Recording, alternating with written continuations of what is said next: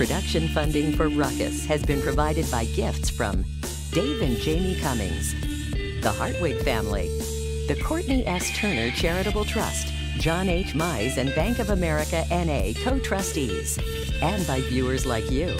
Thank you.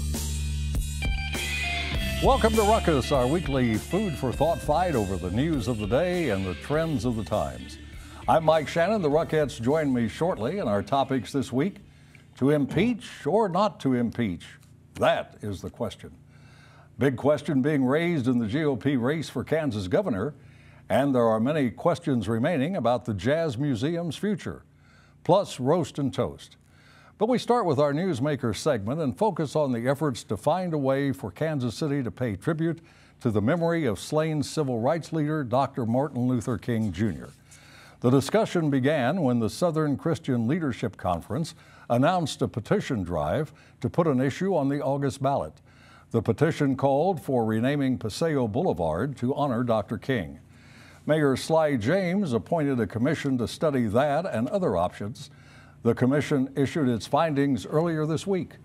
To talk about those and more is the Reverend Dr. Vernon P. Howard Jr. He is president of the local SCLC.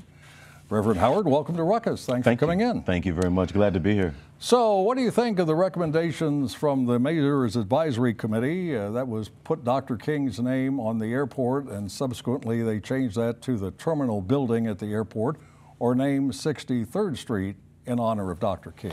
These two locations that have been recommended by the commission, in our view, are not fit and do not bring the appropriate measure of dignity to Dr. King's legacy for a few reasons. Number one, the airport is situated in an area of Kansas City that has virtually no African American, or for that matter, racial or cultural diversity. Remember that Dr. King worked with and worked for primarily people of color, African Americans. But if and anybody's others. going to fly in or out of Kansas City, they'll go to that airport, black or white. They certainly or something would. Else. You know. They certainly would go to that airport, but most persons from that airport who are flying in and going out, many of them will come from cities that already have a street or boulevard named after Dr. King in their local municipality. What about naming 63rd Kansas City, Street? I was finishing my I'm thought. sorry. That's all right.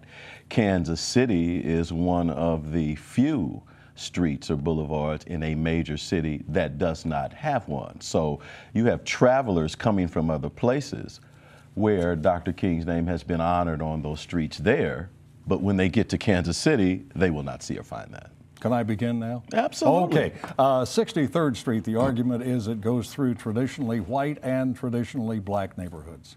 Mm-hmm. Yes. Don't like that idea? Well, I think that idea is a legitimate idea. We do not believe that it is superior to the Paseo idea. There are various reasons for selecting Paseo. One, ministers, clergy, pastors, churches, residents in that area and along the corridor approached SCLC and asked us to take on this issue.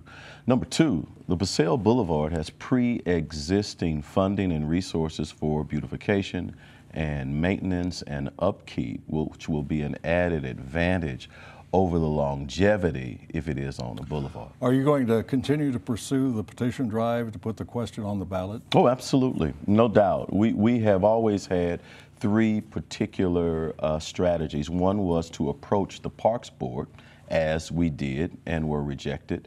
The other two were the petition initiative, which we are continuing, and the third was to work with the City Council to possibly present an ordinance that would authorize the change. And so the latter two we are continuing. Do you think it's just been an oversight that there's no street named in honor of Dr. King in Kansas City, or is it a purposeful action? I'm not sure about the motives of persons who have been in positions to make this change heretofore. But I do know that we at SCLC believe that last April, when we examined what could happen in commemoration of the 50-year anniversary of his assassination, we went through a list of things that we felt were significant, and one of those would be a street name, and so we are confident that that's an appropriate thing. We're down to less than 30 seconds, so we're going to have to rush. Yeah, no worries. What would the impact be if the name of Paseo is changed to honor Dr. King? This particular street would then receive, in addition to the existing beautification, it is already a boulevard within our One City Economic Development sales tax plan. So there could be dollars leveraged to that. It would bring cultural pride, cultural identity to a people and community who are there searching for peace, more community, more pride, but also it would identify us as a city that is not left behind in the honoring of Dr. King. Pleasure to meet you. Thank you very much for your time. Come back and see us again. Thanks, Mike. Thank you. That is Reverend Vernon P. Howard. Now let's meet the panel and start a ruckus.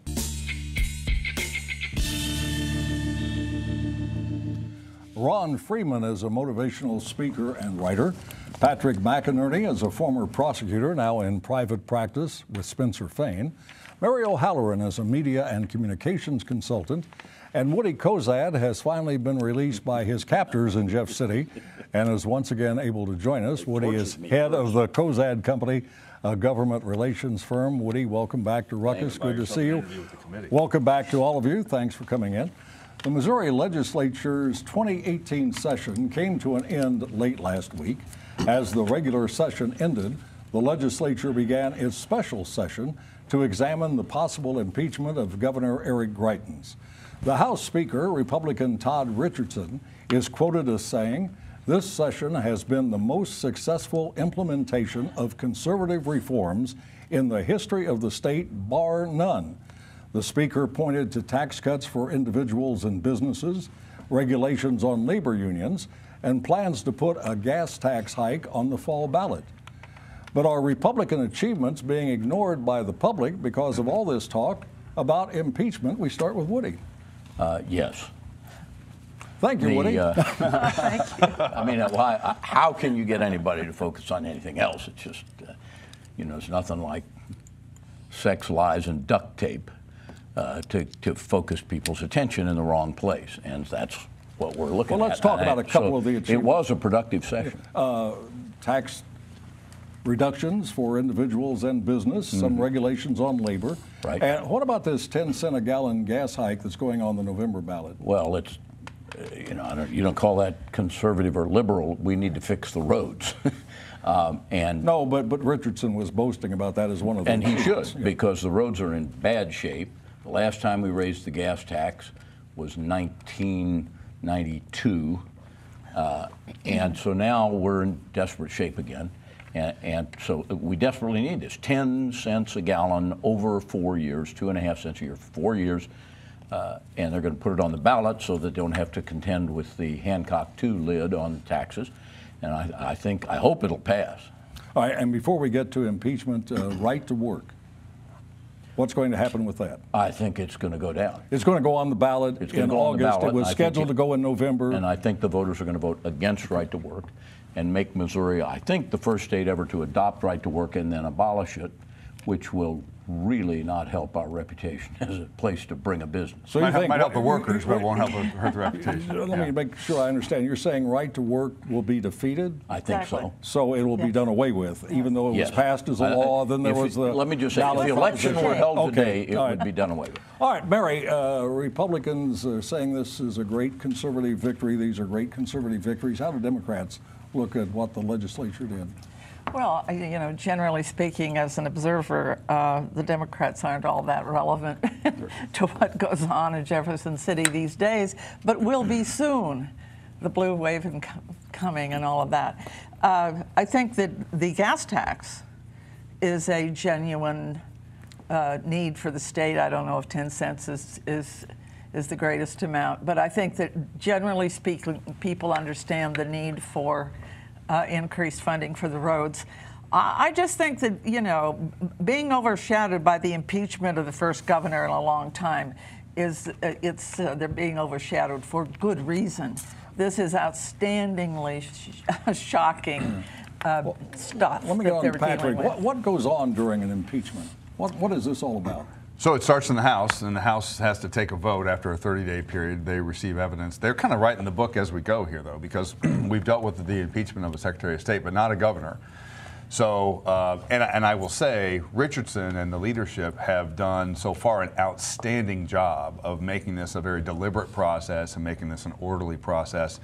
So it moves through the House, and if it comes out of the House by a majority vote, then it moves to a panel of 7 judges. Appointed by the Senate. Appointed by the Senate. And these are real judges. These are circuit court and judges. appellate judges, yeah, and they sit and they kind of create their own rules. It's a civil burden, so by clear and convincing evidence, they have to decide whether the governor, having been impeached, should be removed, convicted and removed. And if he is, he's out, and the lieutenant governor becomes governor, Well, and there will be interestingly, no lieutenant governor. There's an argument that once he is impeached, he should be removed. I don't think that's clear. No, that's right like now, an but indictment, is it not? It is, in courts, right, and then, right. But there's some language in the statutes and Constitution that indicates that he should be removed from office upon impeachment to await the The verdict. impeachment All right, is a trial, isn't it? The impeachment's not a No, trial. that's the It's a charge. indictment. The Senate It's a charging. is where the trial takes place, Right. conducted Yeah. by 7 judges. What has Greitens done to merit all this attention? Well, I mean, obviously the affair, the recording, all that stuff that's been admitted to. Well, not the recording hadn't been admitted to, but the affair was admitted to. So it's created a really negative firestorm where Republicans have to be careful, though. You're setting a precedent. You're saying that anytime you come after us with these accusations, we'll let it go. So the House Republicans, I mean, if they decide to impeach this guy, Well, But we gotta be he's not accurate been- here. he's not been It's not the convicted of any affair, crime, Mike. has It's he? not the affair. No, he's not. It's the conduct during. It's his restraint and assault of this woman. And her testimony. His forcible sodomy Yes. of her, and not only that, as well as the false reports to the MEC, and his theft of the donor list from that charity for his own How did electoral purposes. How did the Jackson County prosecutor, Jean Peters Baker, get wrapped up in all this?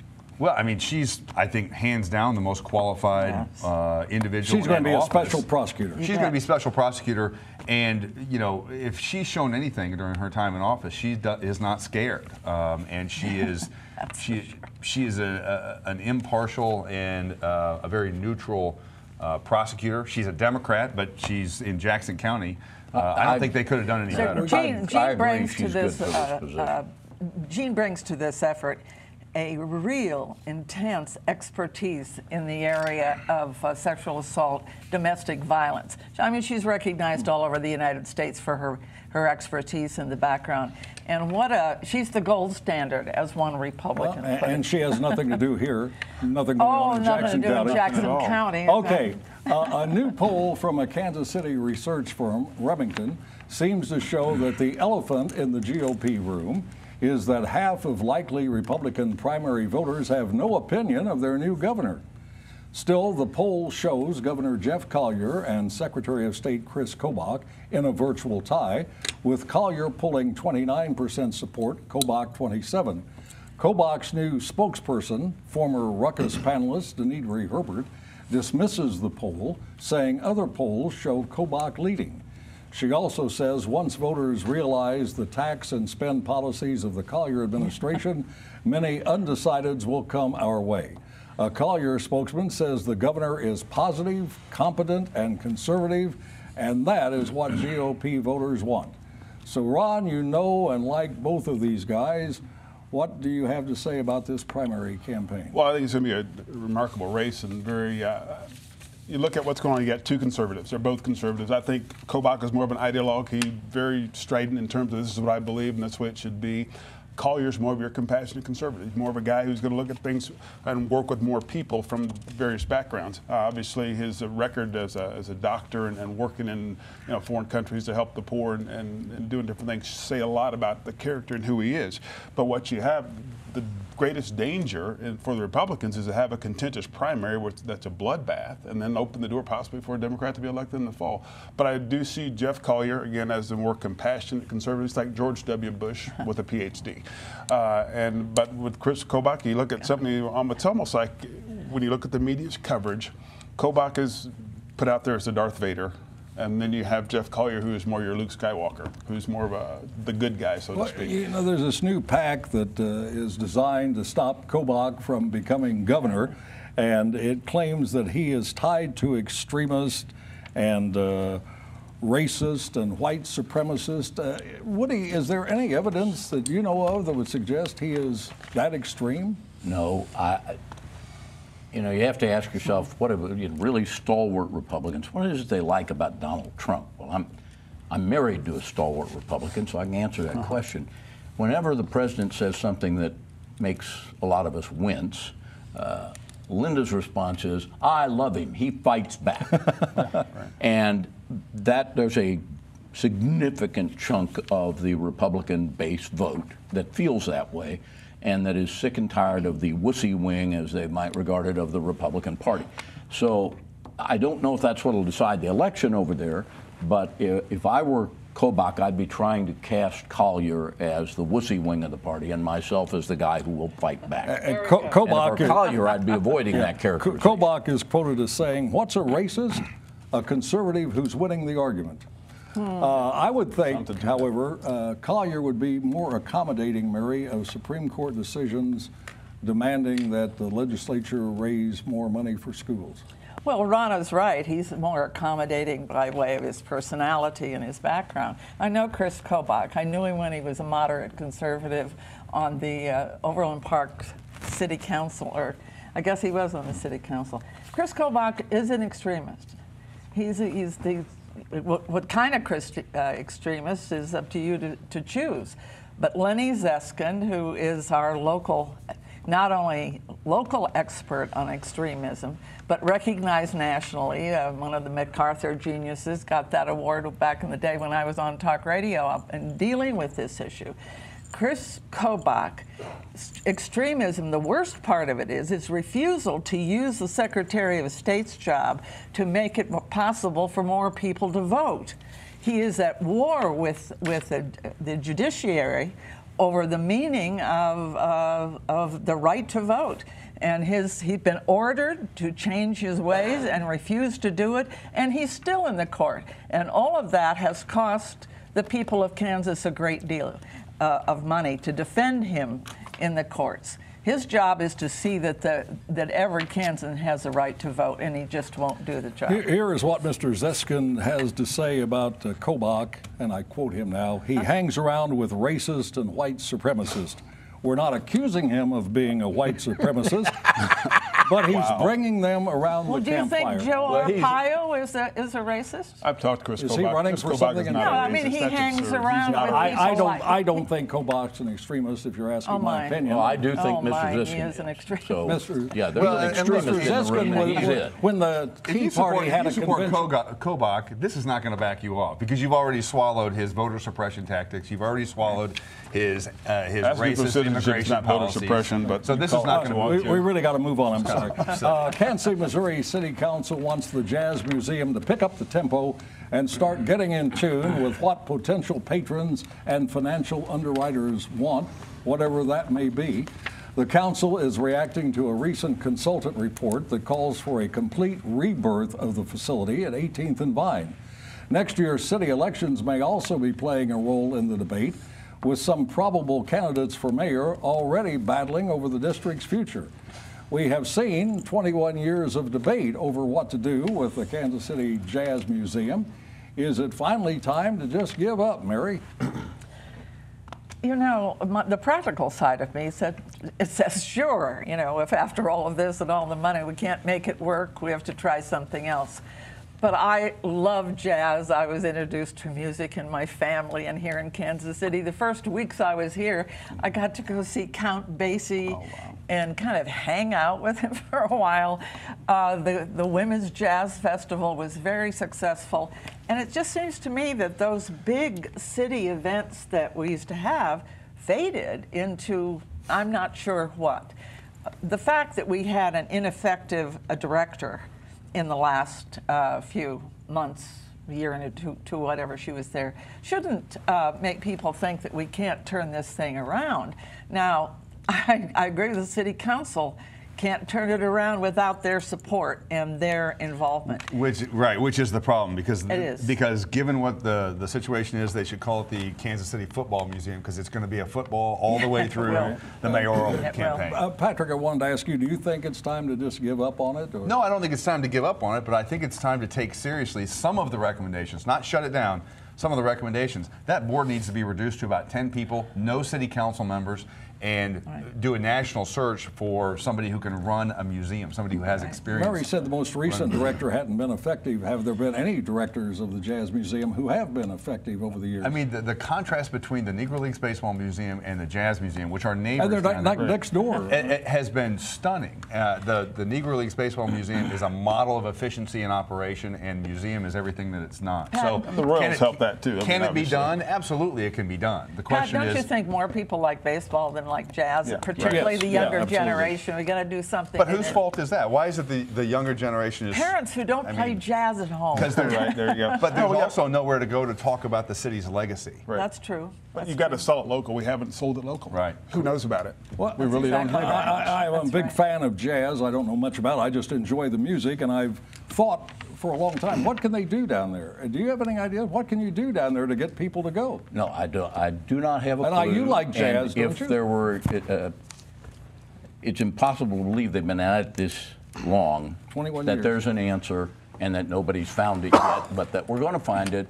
The next executive director, whoever's going to find it, that's difficult to believe. You know, jazz as a mainstream form of American music began to decline with bebop, Charlie Parker.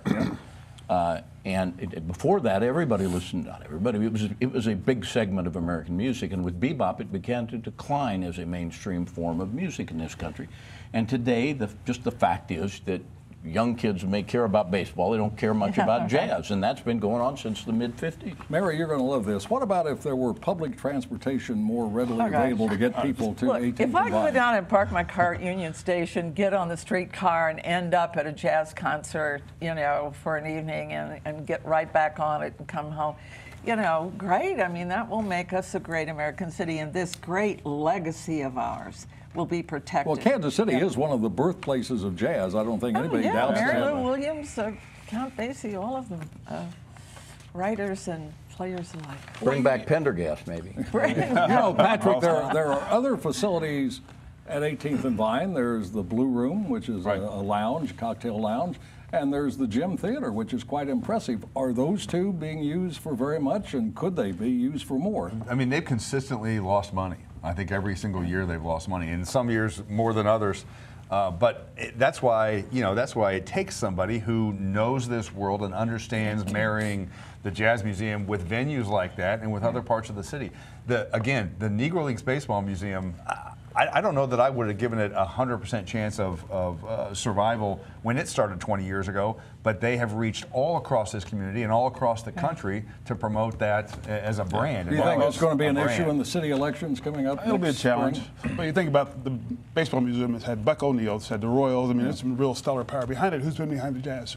We haven't had that. And so until you sell that locally, you're going to have trouble. And Okay. True story. Let's head to the soapbox for Roast and Toast, where the Ruckheads have 30 seconds each to cheer, sneer, or leer.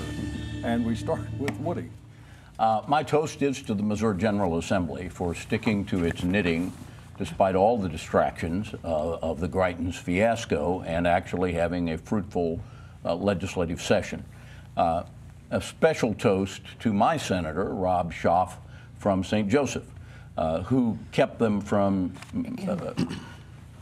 tainting their record with a lot of bad legislation because he filibustered so much of it.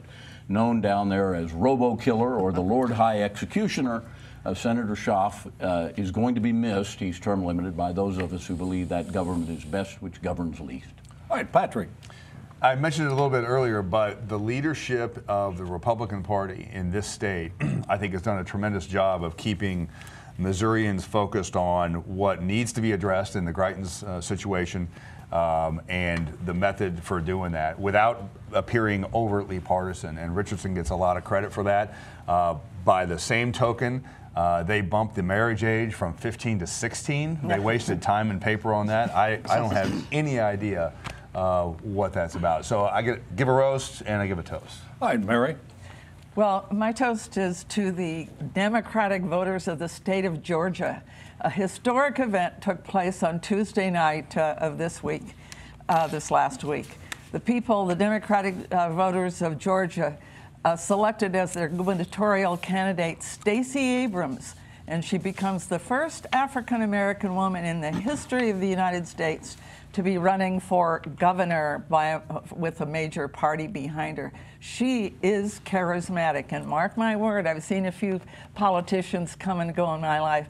A new Democratic star is born in the South. And Ron? I'd like to toast Clark Hunt in the National Football League for making a decision this week to say that to stop the protests, to basically say we're going to punish individuals that use their work platform to protest. Nobody else has that right in America to say, I'm at work, I do my job. And that's what those guys should be doing.